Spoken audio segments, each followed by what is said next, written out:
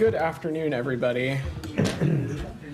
I don't have anything off the top, Matt, so if you want to kick us off. Please, thank you. Before we get into what I'm sure will be Middle East-related things, I just want to check on the state of transition. Has there been any contact between the Secretary and nominee Senator Rubio? There has not. We, of course, congratulate Senator Rubio on this announcement. To date, the incoming administration, President-elect Trump's team, our understanding is that they have yet to sign the memorandum of understanding as it relates to some of the transition endeavors, both with the White House and the GSA. I will let them and the GSA speak to that process. And as it relates to the transition between administrations, transition between secretaries, we stand ready to support that process, stand ready to assist. I have no doubt that in the weeks and time ahead, there will be appropriate engagement between the Secretary, Senator Rubio, engagement between the teams. But of course, first step would be for that MOU to be signed, which... So in other words, that hasn't been... Correct. Yeah, that's right. Okay. Unless anyone else wants to ask about that, I want to go to the Middle East. I think, I don't think your question's on the transition, Ksenia. It is? Okay, go ahead. Exactly my question. What foreign policy changes do you expect and hope to avoid once Rubio becomes Secretary of State? So, is there anything Secretary thinking would want him to stay the course? Ksenia, I'm just going to jump in right there and just echo what you've heard the Secretary, the President, Matt, and others say. There is one president at a time. There's one Secretary of State at the time. The kinds of foreign policy and national security objectives the incoming administration may or may not pursue, you certainly can speak to them. And to the extent that they continue to hold daily press briefings, you can certainly ask them about it after 12 p.m. on January 20th. Till then, President Biden is president, Secretary Blinken is secretary. Matt and I are the ones up here doing the daily press briefings, and we're happy to talk to you about the things that we're continuing to pursue over these final days in the administration, which we have talked about at great length. Anything else on the transition? Otherwise, I imagine Matt and others want to get back to news of the day. Yeah, I just want to, I wanted to ask you about the latest after our exchanges on, I guess it was Tuesday, about the aid situation and this new UN Commission report that is very harshly critical of Israel. One, since Tuesday, have you seen anything that would make you think that they are now more in compliance with the criteria that were laid out in the letter? And number two, what do you think of this UN Commission's? Let me get to the second part of your question first. As it relates to the UN Commission, I've seen some of that reporting, and we've seen some language coming out of that indicative of their belief that some of the actions could be constituted as, and this is their phrasing, genocide. That is something we would unequivocally disagree with. Again, we think that that kind of phrasing and those kinds of accusations are certainly unfounded. As it relates to the humanitarian situation, I laid out on Tuesday some of the steps that we have seen taken. We expect some additional steps to take place as well over the course of this week. Particularly, we anticipate that the IDF and COGAT may make some adjustments to the list of items, the dual-use items that would be allowed to be categorized within humanitarian aid. Certainly, progress in that space would build on the many things that I outlined the other day on Tuesday. And all in all, what we want to see is all of these things in their totality continue to contribute to an improvement in the humanitarian circumstances on the ground. But they haven't done that yet. That we expect a decision to be made on that sometime this week. And there's still been no meeting of this civilian harm reduction. That is my understanding. But again, these items were October 31st, even before the last the deadline on Tuesday. Certainly, our hope and our expectation is such an engagement happens as soon as possible. But ultimately, Matt, look, we talked a little bit about this the other day. we want to make sure that these kinds of efforts are sustained over an extended period of time. You and I and many others have had a fairly extensive back and forth on Tuesday about the contents of the original letter that Secretaries Blinken and Austin sent in October, but also the results that we're seeing on the ground. Obviously, colleagues in the humanitarian space had some perspectives and points of view on this and well. And I say all this to say that at the end of the day, we welcome criticism of the United States record. Certainly, we even welcome criticism of Israel's record when it's warranted. But certainly, it ultimately, at the end of the day, needs to be grounded in facts. And the facts are this, is that on many of the items that were outlined in this letter that was sent by the secretaries, we have seen progress and steps in the appropriate direction. What we need to see now is these kinds of events sustained over a significant period of time, and our hope is that through the significant progress steps that we've seen, that the operational space has been created to see an additional inflow of trucks, see an additional inflow of humanitarian aid, that all in all, contributing will hopefully help address the dire humanitarian crisis in Gaza. All right, well, yeah, I mean, you keep using the word hope and the words hope and expectation. You know, it's just, at this point, it kind of sounds like, you know, thoughts and prayers being offered for victims of tragedies, which are you saying that all accusations against Israel are unfounded? No, what I'm saying is the accusation of genocide, specifically in that UN commission, those accusations are unfounded. Also, in the point that I was making about criticism of Israel needing to be grounded in facts, our viewpoint is that some of the metrics that were outlined by some of these humanitarian groups in their scorecard released the other day are inconsistent with what we're seeing on the ground. And just some examples of that, that scorecard said that humanitarian aid had been cut off in the north. That is not accurate from our reporting and not accurate from our engagements with people in the region. Food and supplies had been delivered to Gaza City for weeks now, and last week we've also saw some progress in Jabalia and some of the surrounding areas. That scorecard had said that the Musawi humanitarian zone had not been expanded. Also not true. We have seen the humanitarian zone in Musawi expanded. So there are just some simple things like this that we think are inconsistent with the facts on the ground. That does not mean to say that the humanitarian situation in Gaza is perfect. It's not, as I said on Tuesday, but any criticism of the United States or Israel and our humanitarian undertaking absolutely needs to be grounded in the truth on the ground. And some of those metrics are inconsistent with what our colleagues and those who have been engaged on this deeply are seeing directly. Well, I'm kind of surprised you want to get into metrics that are contained in the NGO report, since you absolutely refuse to get into your own metrics when you were asked about it numerous times on Tuesdays. We certainly were. There was no resistance to get into some of those metrics. Let's get into the most basic metric, which was the number of trucks of aid going in every day. You said 350 was the bare minimum. What is it? That certainly was the metric that was outlined in the letter. And as I said on Tuesday, the metric that we had as it related to between November 1st and November 9th, let me just pull up my notes. And I unfortunately don't have a more updated figure for you at this time, but the metric that we had seen between November 1st and November 9th was 404 trucks. Again, I don't say this to say that we are satisfied with that number. We certainly are not. And some of the changes that I outlined on Tuesday, the opening of new gates, the waiving of the customs requirement through the Jordanian corridor, some other measures, the hope is that the government of Israel, the UN, and other regional partners can utilize those changes to see an influx of trucks go in. That is what the United States certainly expects, and it's what we're going to continue to push for as well. Daphne, go ahead. Thank you. Human Rights Watch said today that Israeli authorities have caused forced displacement of Palestinians in Gaza to an extent that constitutes war crimes and crimes against humanity. Have you seen anything that would make you agree with that assessment?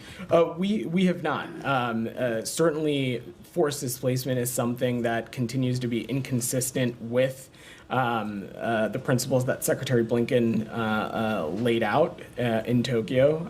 And again, I will let our partners in the IDF speak to the specific military tactics and operations, but it is wholly consistent and acceptable to ask civilians to evacuate a certain area while they are conducting certain military operations, and then for them to be able to go home. We have not seen any kind of specific forced displacement, but as you've heard us say consistently, this is something that we're going to pay incredibly close attention to. And if we see actions that are not just inconsistent with that, but inconsistent with what is expected of our partners and expected of how we enforce U.S. law, we'll take appropriate action as well. So you don't agree that there's been forced displacement to the extent that constitutes war crimes? We have not made such an assessment. And how can you say that you've not seen crimes against humanity, war crimes, genocide, anything like that, if there's still assessments that are going on within the State Department? What we have said is that these assessments are ongoing, and we've been very specific. We have not closed the door on necessarily coming to that conclusion. What we are talking about is that these are ongoing assessments, and we are going to continue to pay attention to the kinds of actions and behavior that we're seeing. And can I ask on Lebanon? Sure. Yeah, go ahead. Israel launched airstrikes on Beirut's Hezbollah-controlled southern suburbs today, keeping up its unusually intensive bombardment of the area for a third consecutive day. Lebanon's health ministry said Israeli attacks killed 21 yesterday. Do you have any concerns about these airstrikes? Does this hinder ceasefire efforts? We certainly would have concerns. Look, you've heard us say time and time again that we do not want to see these kinds of consistent operations in Beirut, especially as it relates to densely populated areas. This is something that we're going to continue to stress with our partners in Israel. Ultimately here, Daphne, why we have been pressing so aggressively for a diplomatic resolution is because we want to see the conditions created that allow for civilians on both sides of the blue line to be able to return home. And we also want to see UN Security Council 1701 effectively implemented, which would require Hezbollah to disarm and withdraw to north of the Litani River. Certainly, we have not seen that yet. And just on that, a senior Lebanese official signaled that Hezbollah is ready to pull its forces away from the Lebanon-Israel border in any ceasefire while rejecting Israel's demand for freedom to act against Hezbollah in Lebanon in the future. What do you make of this? How much of a sticking point is it at this point, and how can you resolve it? I'm certainly not going to get into the specifics of the negotiations, Daphne, but consistent with 1701, of course, is that Israel is also required to withdraw to a certain point as well. But beyond that, let's not lose sight of the fact or forget that Hezbollah is a terrorist group, a terrorist actor, and certainly we would need to see some significant progress in the implementation of 1701 as part of this. Go ahead, Sean. Just from the Human Rights Watch report. In addition to, or as part of this, they're pointing out that the large parts of Gaza are now completely uninhabitable because of the Israeli military campaigns. Does the State Department take issue with the facts behind that the military operation has done that? Sean, I'm certainly not going to stand up here and dispute the fact that there has been damage done to civilian infrastructure and numerous civilian facilities across Gaza, and have certainly made some of them inhabitable. Ultimately, though, that is why one of the things that Secretary Blinken and others have been so deeply engaged on is finding an end to this conflict and ultimately pivoting to a conversation that is related to what happens the day after. And at the crux of that is what steps are we going to undertake to make sure that Gaza can rebuild, that it is no longer a springboard for terrorism against the Israeli people, that it is no longer under the control of Hamas. All of those things we think are vital. And the I mean, you mentioned that there was, of course, damage done. The State Department acknowledges that to civilian infrastructure. How is that distinct from what Human Rights Watch is talking about? Their conclusion being that this amounts to crimes against humanity and, in their view, ethnic cleansing. Why do you dispute that? So, I'm not going to get into the specifics of the report specifically. haven't had the chance to read it in detail. It simply was asking Daphne's question if we agree with the conclusions that we've seen some kind of forced displacement, which we have not. That being said, that certainly would be a red line for the Secretary and certainly be a red line for us, which is something that we laid out pretty clearly in Tokyo almost a year ago. And those principles that the Secretary laid out in that speech continue to be the pillar of how we view the ongoing conflict, but ultimately what we want to see, what we want the building blocks of the day after to look like. Yeah, go ahead, Said. Unless you had anything else, Sean. We'll come back to you. Yeah. Go ahead, Said. Thank you, Vedant. On the letter itself, I mean, 2 days after the deadline, whatever it is, do you consider the letter to be nullified, canceled, or fulfilled? The content of the letter. I mean, what is the status of the letter today? Said, none of the above. I hope you were paying attention to the very extensive back and forth we had on this on Tuesday. I asked the question, yeah. The point of what we said was that these are issues that we're going to continue to pay close attention to. We're going to continue to make assessments on them, and should we see things that we believe are inconsistent of how we expect a major partner like Israel to conduct itself, we'll appropriately raise those things and will appropriately enforce and take action as it relates to U.S. law. Our intense focus and our close looking and our assessments of the humanitarian situation in Gaza did not start when the Secretary sent that letter. It did not end after that 30-day period. This is something that we have been intensely focused on, certainly in the context of this conflict since October 7th, but even more broadly, the humanitarian situation in Gaza is something that, of course, the United States has been deeply engaged on for many time before that. I'm not asking a humanitarian question. I'm asking a technical question. The letter had a time limit. I mean, it had very specific things. That part of it, is that nullified? Is that over? Is that canceled? Is that shelved? What is it? The 30-day period, is it extended? Said, the letter was designed to inject a strong sense of urgency and produce action, and we believe it has done that. We are now going to continue to remain engaged on this. And if we see actions that we think are detracting from these steps of progress, if we see actions that are inconsistent with the kinds of things that we want to see, we, of course, will appropriately make the relevant assessments that we need to make within U.S. law. The letter is not void, it is not null, it is not canceled. The letter was it is one piece of the puzzle as it relates to how we are approaching the issue relating to the humanitarian situation in Gaza. Just one last on the issue of the letter, but the part that expired on the 12th of this month, is that over?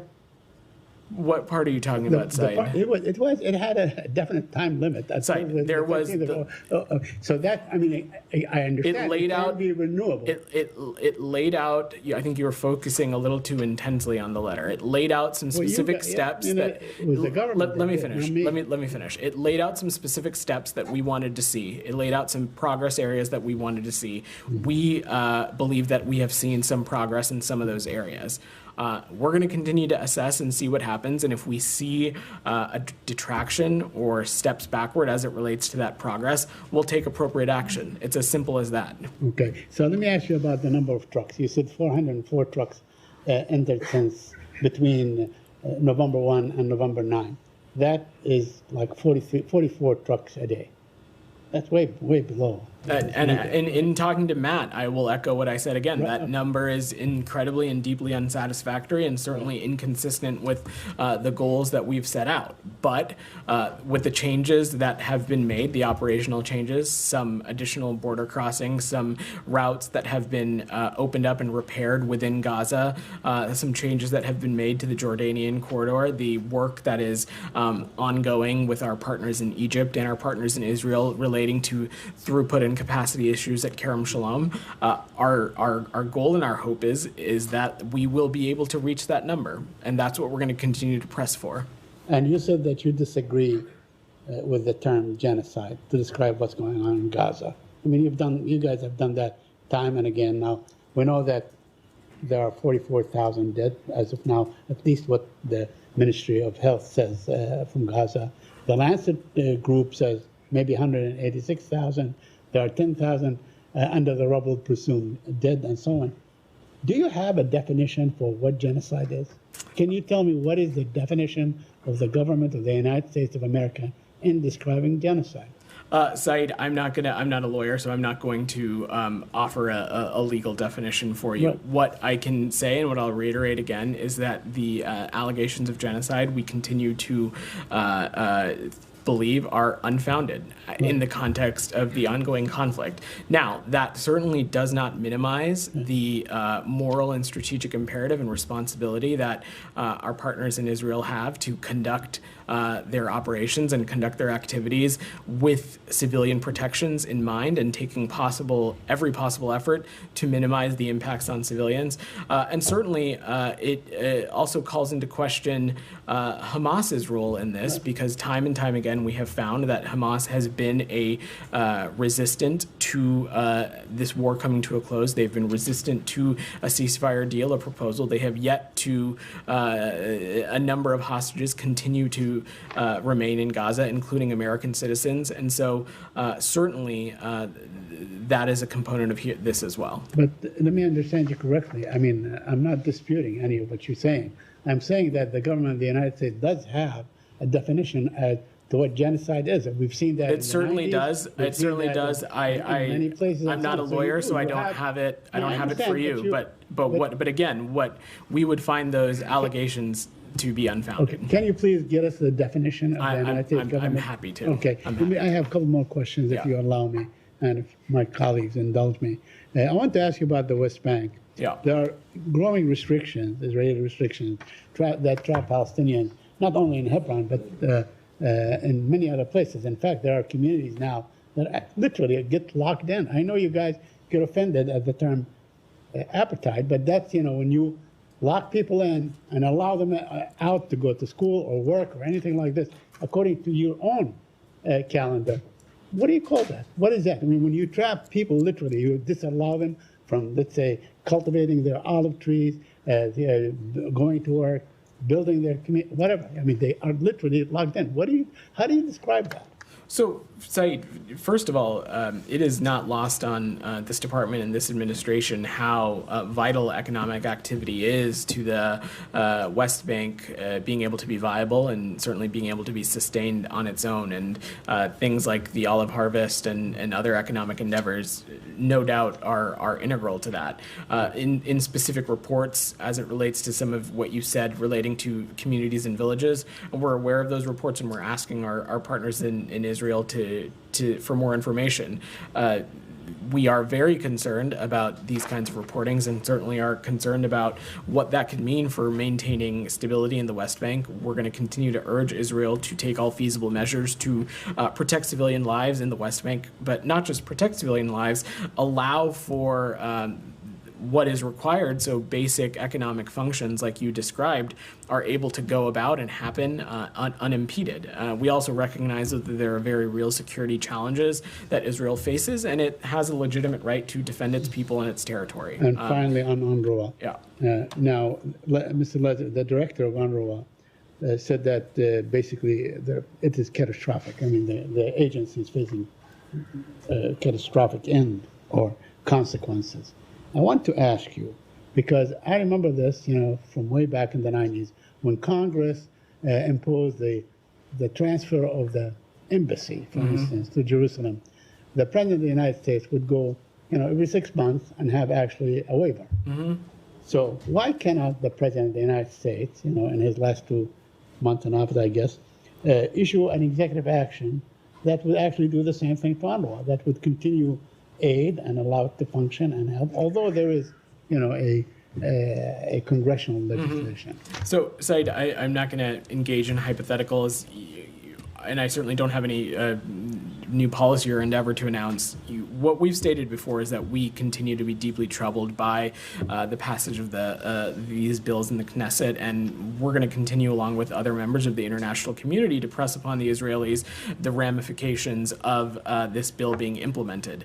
UNRWA has played a critical role in providing millions of Palestinians access to basic healthcare, basic education, food, and other essential services, and it's essential that there be no disruption to those services. As you heard me say on Tuesday, there continues to be about 2 months before that bill, we believe, is required to be implemented. So we're going to continue to press and raise this with our partners in the region, and it continues to be a top priority for us. Thank you. Go ahead, Doc. Harper, Dr. Harper. Thank Go you, ahead. Vedant. Yeah. I know you said on numerous occasions that UNRWA is an essential humanitarian organization that puts their lives on the line, delivering food, water, and medicine to Palestinians. My question is to you is, how can UNRWA be an essential humanitarian organization when they indoctrinate children in their schools to kill Jews and aid and abet Hamas to terrorize Israel? And a couple of quick follow-ups. So I just don't think that characterization is true, Doctor. Certainly, we share concerns that Israel and others have that a small number of UNRWA's personnel were involved in the October 7th attacks, and that those may or may not have had ties to Hamas and other armed groups. We're also concerned that UNRWA's facilities may or may not have been, some of them, compromised by Hamas, which also we believe to be unacceptable. But let me be clear, the vast majority of the group and the vast majority of the people working within the organization, they play a critical role to providing life-saving aid to millions who need it. Okay, well, then Janny, go ahead. Quick follow-ups. We got to move on. Janny, go ahead. Thank you. Thank you very much, Yeah. Vedant. I'm sorry, Vedant. All good. People get my name wrong all the time. You'd be still. Go ahead, Jay. Okay, thank you. Question on the Ukraine and Yeah. North Korea and Russia. Secretary Blinken, during visit to NATO, he said the North Korean troops are participating in the battle and that the U.S. will respond sternly. What are the specific response measures, and does it include restriction on the use of long-range weapons? So, as it relates to our Ukrainian partners and any security assistance, we may or may not provide additionally. I just don't have any policy changes to share. But in the context of DPRK troops in the region, you've heard me talk a little bit about this on Tuesday, Jenny. And in terms of what our action will be, at the center of this will be dealing with it in close coordination with our allies and partners. Secretary Blinken's comments, you have to remember, we're at NATO, so of course we're going to be talking about this with our partners at NATO, but also the DPRK's involvement in such a thing no doubt causes great concern and consternation for the Indo-Pacific region. And so part of this is working on this collaborative with our partners in Japan and the Republic of Korea as well. Is Ukraine winning the current war? What is the current status in the Ukraine? Because they winning or Russia winning this war? What happens is Jenny, you have to look back at the totality of this picture, and since February of 2022, we have seen immense bravery from our partners in Ukraine, from the Ukrainian armed forces. We've seen immense bravery from President Zelensky and his team in leading the people of Ukraine and leading the country, utilizing with great vigor and utilizing with great strategy the kinds of security assistance that the United States and its allies and partners are helping provide over the course of this great conflict. And ultimately, at the end of the day, what President Biden is committed to, and Secretary Blinken reiterated this yesterday in Brussels, is that we are committed to making sure that every dollar that we have at our disposal will be pushed out the door between now and January 20th. That is one of the things he discussed with NATO leaders. We want to make sure that Ukraine has what it needs to continue to effectively engage on this in 2025 or negotiate from a place of strength. Ultimately, that is up to our Ukrainian partners to decide. And we're also going to be counting on our partners in Europe and others to strongly support Ukraine's mobilization with additional artillery, air defenses, munitions, and other kinds of training for Kyiv's forces. Quick lastly, Okay, go ahead. North Korea, yeah. I mean, it was reported that the North Korean troops dispatched to Russia are mercenary, and the salary they received from Russia in return will be used by Kim Jong-un to fund the development of nuclear weapons and WMD. I mean, I don't have any reaction to offer to that, Janny, beyond the close I'm concerned. what we're concerned about is the closening of relations between the DPRK and Russia, and we continue to see these kinds of actions, which are of great concern. Go ahead. So IAEA Director General Grossi is in Iran, and he had a press conference. I hope you followed a part of it. So he also said that he's going to visit Fordow nuclear facility and Natanz. This is the first time happening. What is your take? Is it a sign of Iran changing behavior? I think we're hesitant to interpret anything as signs of whether Iran is willing to change their behavior or not, because ultimately what we want to see from Iran is actual behavior change and action, not just signs of something or indications of something. And as it relates to Director Grossi's comments, we agree with the IAEA Director General. The time is of the essence in ensuring Iran's full cooperation with the IAEA to resolve the longstanding issues of concern. The President and the Secretary have been clear about this. We want to ensure that Iran never has a nuclear weapon, and we're going to continue to use a variety of tools to pursue that goal, and all our options remain on the table.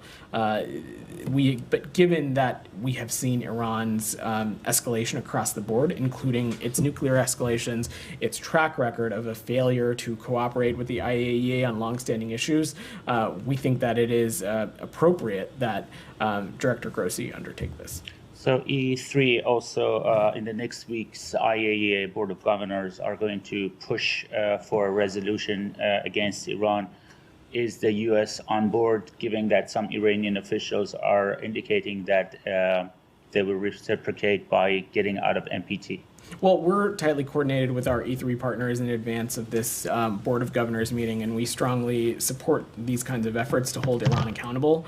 And I will just leave it at that. You know, we're going to continue to work with fellow IAEA Board Governors to ensure Iran's full cooperation with the IAEA. Goyle, and then I'll come back. Thank you, sir. My question is on India, U.S.-India relations. How do you rate today U.S.-India relations and under the new administration and Indian-American community's interest is after U.S.-India relations immigration? Because hundreds of thousands, maybe thousands of them are still waiting in India. They are not getting appointments for immigrant visas. After the consulate affairs moved from New Delhi to Mumbai, Bombay. And that's a major concern. And 2, 3, 4 years, their husbands and wives are still waiting in India. They're not getting appointment based, especially from the Mumbai consulate.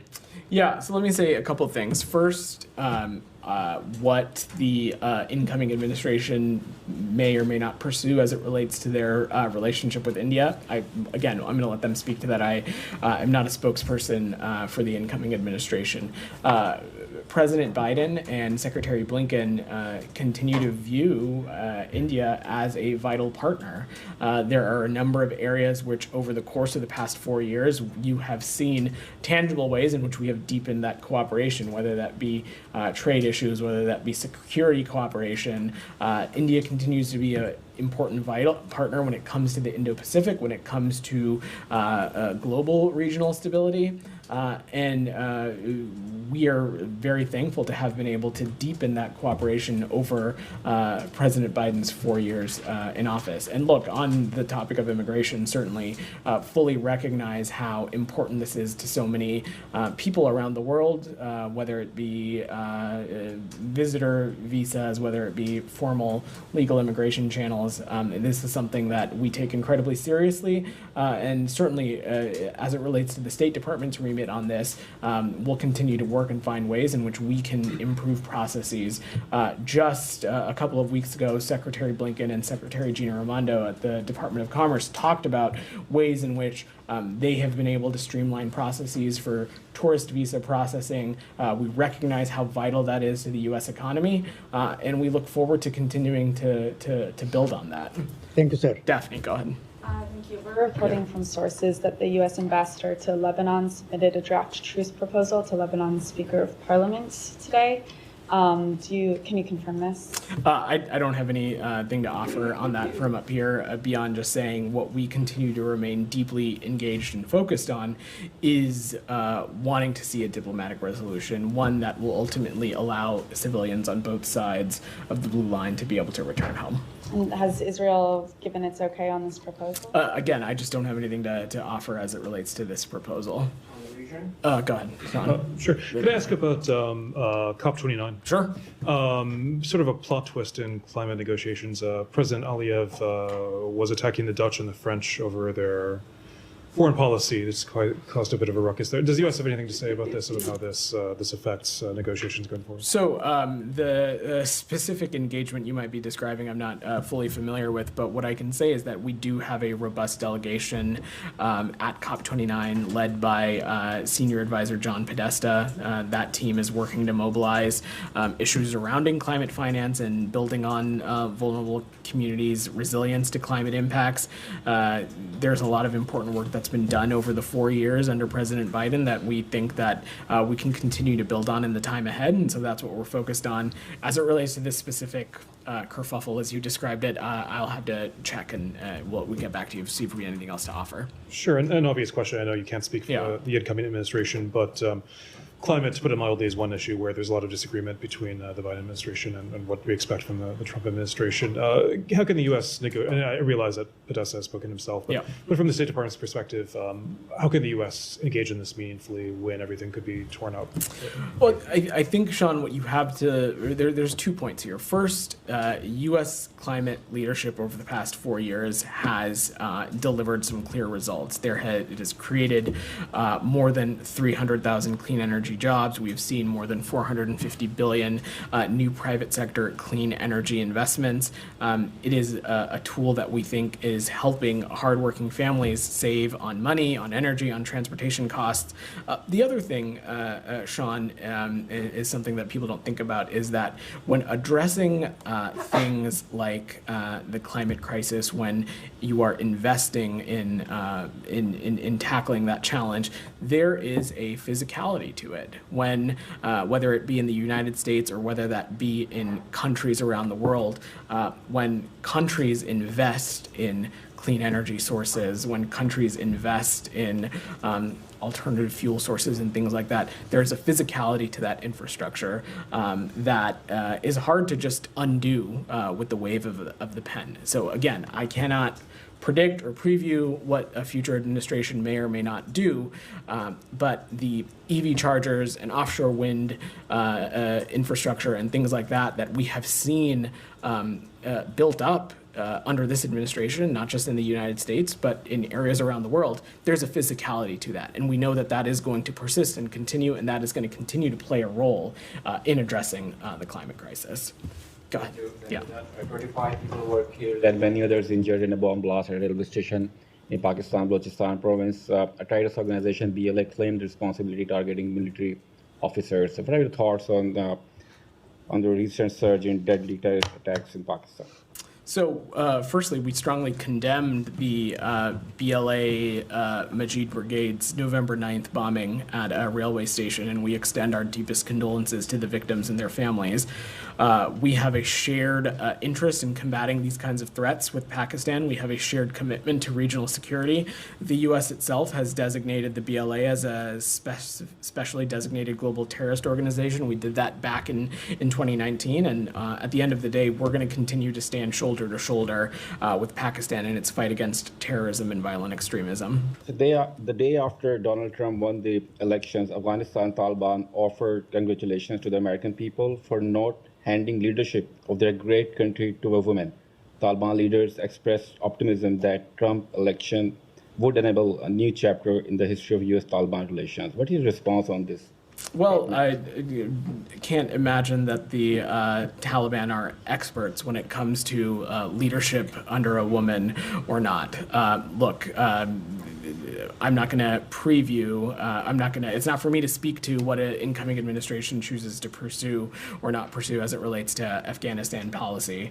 But the Taliban are hardly credible voices when it comes to the role women play in their society and the role that women leaders play. And what you've heard us say time and time again is that for as long as the Taliban continues to essentially hold back 50% of its population from fully integrating in society, fully participating in society, it certainly is not going to be able to reach the international recognition that we know that they're seeking. The last question, if I Sure. may. Yeah. There's a big cricket event in Cricket. Pakistan. Didn't have that on my bingo card. Go ahead. It's the biggest event after the Cricket World Cup. And India, due to participate in that event, but the Indian government refused to send Indian cricket team to Pakistan. Last time Indian team was in Pakistan in 2008 due to political tensions. India never traveled to Pakistan. So, do you really think that mixing politics with the sports is a good idea? What is your... So, look, first, as it relates to relations between India and Pakistan, that is certainly for them to speak to, whether it be through sports or other things. I will let them speak to their own bilateral relationship. Certainly not something for us to get in the middle of. But sports is certainly a potent and connecting force. You have seen this secretary, this department really prioritize the role that sports diplomacy has in connecting people. It is something that I know is incredibly important to our current Undersecretary for Public Affairs and Public Diplomacy, Lee Satterfield. It's something that our former Undersecretary for Public Affairs and Public Diplomacy, Liz Allen, really championed. And at the end of the day, sports connects so many people, and it's a great way for those human-to-human and people-to-people ties that this administration has really prioritized. In the back, go ahead. Thank you so much. Yeah. The question is on Mexico. The Mexican government sent yesterday a diplomatic note protesting U.S. Ambassador Salazar's comments, criticizing the former Mexican President López Obrador, particularly on his security policy. Ambassador Salazar said yesterday that the former president rejected U.S. assistance to deal with the cartels. Do you stand with Ambassador Salazar's assessment, and do you think the protest note is justified? So Ambassador Salazar was pretty clear that there is certainly still work and still important work that needs to be done. U.S.-Mexico security cooperation remains a top national security priority for us, and what we're focused on is looking forward to deepening our cooperation with the Sheinbaum administration and to make communities and ultimately people on both sides of the border feel safe. I don't have anything else to opine on as it relates to the ambassador's comments. Go ahead, in the back. Pink tie. Oh, yeah. Hey, Yeah. only one pink. All right, good. Yeah. Thank you. Good afternoon. Pro-democracy advocate Jimmy Lai, his trial resumes in Hong Kong November 20th, just a week from now. I know President Biden will be speaking with President Xi in a few days in South America. I presume Anthony Blinken will be in the room at that time. Not sure, but you can correct me if that's wrong. It's Antony. Sorry, my apologies. Yeah, all good.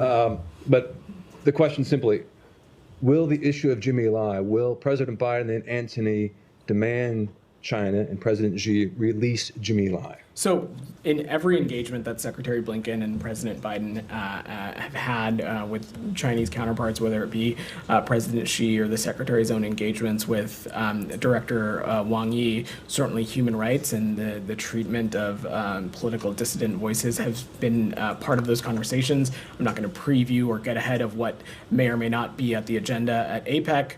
Part of that, of course, is going to be talking about ways that we can continue to responsibly manage competition with the PRC. So I'm sorry, I'm a little confused. So Jimmy Lai's name will come up or won't come up? I'm not gonna speculate or preview what gets discussed in the meeting or not, beyond just saying that human rights issues and certainly the treatment of dissidents and the treatment of human rights defenders will certainly be at the crux and part of that conversation. And many, if just one more, please, Yeah. thank you. Many have described this trial as a sham trial, this national security trial. If he is convicted, what will the United States do? I'm just not going to get ahead of hypotheticals on that. In the back, go ahead. Yeah. Thanks. Senator Cruz posted on X, "Enough is enough," never a good sign.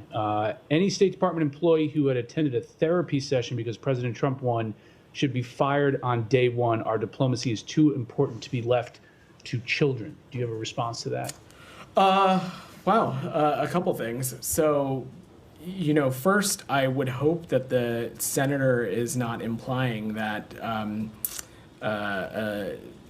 wanting to take care of your mental health or wanting to care for your mental health or take appropriate efforts to address mental health issues are childish, because that's certainly not what we believe. And whether it be a domestic election result, whether it be COVID-19, whether it be some of the protests that took place over the summer of 2020, whether it be in the immediate days and weeks and months following October 7th, this department has prided itself on the resources that we have made available to our workforce in dealing with these very complex, challenging, mentally difficult topics. Part of that is, as managers, creating the space to engage on some of these challenging topics, creating the space for your employees to share their legitimate feelings about any event. And we would want to make sure that these kinds of resources and spaces are utilized regardless of who was president and regardless of what the election results may or may not have been. Did state offer similar sessions 4 years ago after the election? I'm sure that there were. I did not work here at the time, so I certainly can't speak to that. But the point that I'm making is that regardless of what the domestic political event was, and we fully recognize that we're a country of differing voices and people may have different points of view on any event, including election results. Certainly, no doubt that there are differing viewpoints within the own workforce of who may or should not be president. The point is that we want these kinds of resources and spaces to be available should our employees need them. Yeah, go ahead. Yeah. Thank you very much, Vedant. Thank you very much. This British national, Miss Ellis, recently went to Pakistan to meet the family of Ajab Khan Afridi, who had kept her captive. And she went there just to pay respect the time that she spent there as a captive. I promise that this couple of weeks that you and Matt are here, I will fully respect you as I always have, and I'll treat you with kindness. I just have two questions. Number one, I have never seen in Pakistan leader of opposition in this Congress, leader of opposition, Congress means in Pakistan National Assembly, leader of Senate, opposition in the Senate, leader of Punjab Assembly, speaker of all of them being arrested in one day. Do you have any comment? So these seem to be largely internal issues for Pakistan. I'm not familiar with this, so I just don't have anything to offer on that. And just last one thing, I have also started calling our new DOGE ministry head, Mr. Elon Musk. Is he aware that in Pakistan, or would you please at least bring in his notice that in Pakistan since 6 months, X is banned. And even the VPN now are under this whole registration process. I know my colleague has brought you new notice. Look, on internet freedom issues, which I think is the crux of what you're asking about, these are the kinds of things that we raise with countries around the world, including, of course, through our bilateral relationship with Pakistan. And I'm just not going to opine on what Mr. Musk may or may not know. But look, internet freedom is something that we'll continue to raise around the world. Right. Thanks, everybody. Thanks, guys. Vedant. Thank you.